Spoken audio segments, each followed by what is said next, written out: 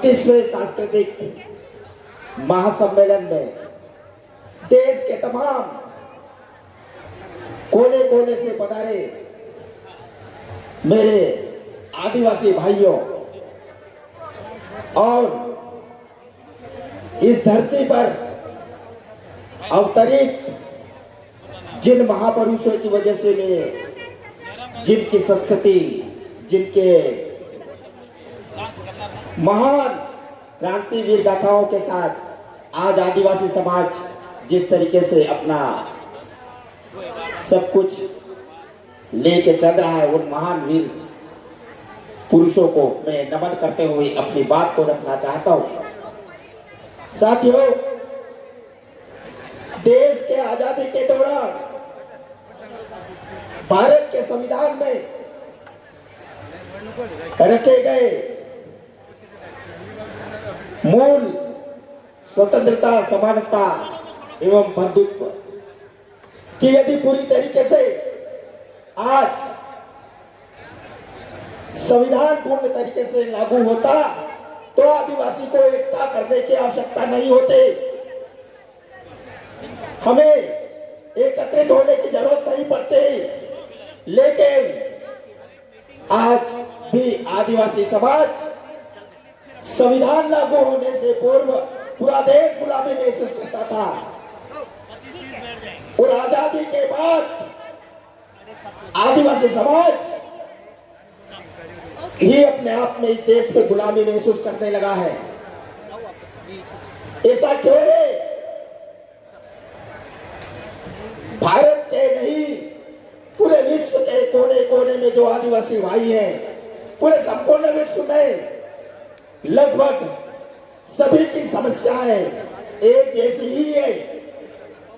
उन्हें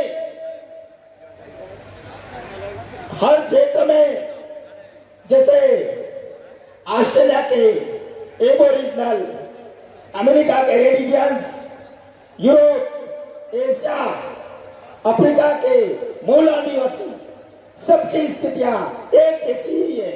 आखिर ऐसा क्यों है? इस देश में आदिवासियों के साथ ऐसा खिलवाड़ क्यों किया जा रहा है? बड़ा समझ से परे है।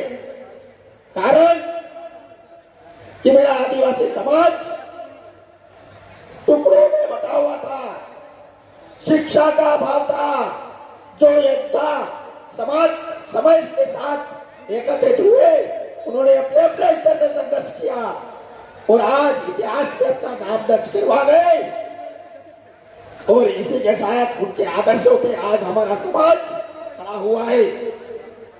और जिसका ताजा नतीजा, ताजा उदाहरण आज हम देख रहे हैं। आदिवासी एकता परिषद की 32वां एकता महासम्मेलन, जैसे हमारे पूर्व वक्ताओं ने बहुत सारी बातें रखी है कि यह सम्मेलन कुछ चंद लोगों से इकट्ठा हुआ, शुरुआत की थी, लेकिन आज ये कारवां एक वैचारिक आंदोलन के रूप में जितना तब्दीली हो गया है, ये बड़ा गर्व की बात है। लेकिन सोचने वाली बात है, आदिवासी आदिवासी कहलाने के लिए विरोधी लोगों के पास नाना प्रकार के शब्द हैं। इस देश और दुनिया में मानव सभ्यता का विकास लगभग 60 लाख वर्ष हुआ, लगभग 60 लाख वर्ष पूर्व हुआ। तत्पश्चात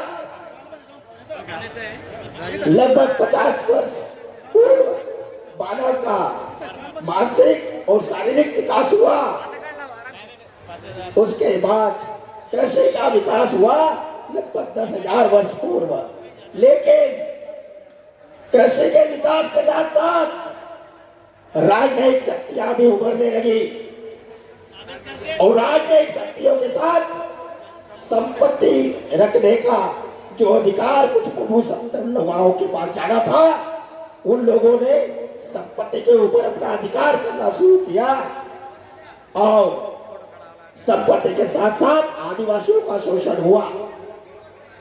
लेकिन ये चीजें आदिवासी हमेशा सहन करता रहा है और आने वाले समय में काफी कुछ कर गुजरने की जरूरत है। और मेरे देश के युवा साथियों से मैं आह्वान करना चाहता हूं कि आप जिस तरीके से आइडियोलॉजी हमारे पूर्व वक्ताओं ने दी है और उसको साधते हुए आगे समाज को आगे लेके चले, समाज को नई दिशा देने का प्रयास करें।